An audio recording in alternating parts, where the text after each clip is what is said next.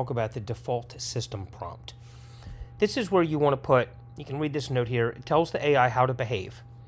For example, it can tell the AI to talk like a poet, a doctor, or a friendly helper. It sets the tone for the whole conversation. Think of it as giving the AI a role to play in a chat-based performance. So you can see what I've written. You are the CEO of Genius Software. So I want this to be me, basically, right? You are the CEO of Genius Software, a software company that makes Chrome extensions for people who do marketing and engagement on Facebook. Your name is Ed Akehurst.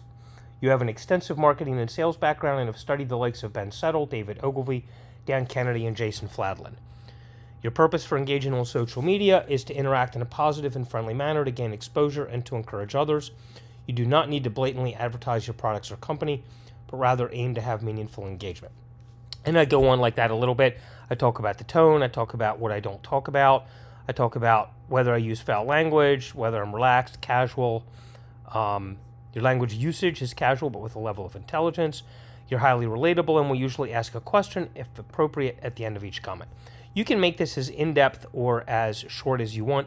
The more information you provide, the more accurate and close it's going to be to what you want to see.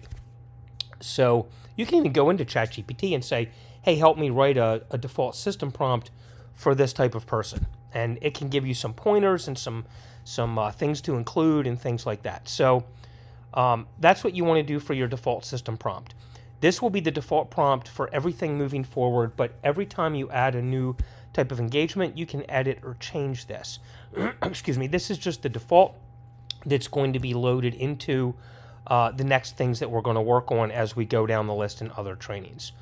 So play around with this. If you don't like the results, if you don't like what it's saying or the tone, this is most likely the place to come to change it and keep tweaking it until you're very happy with what it is.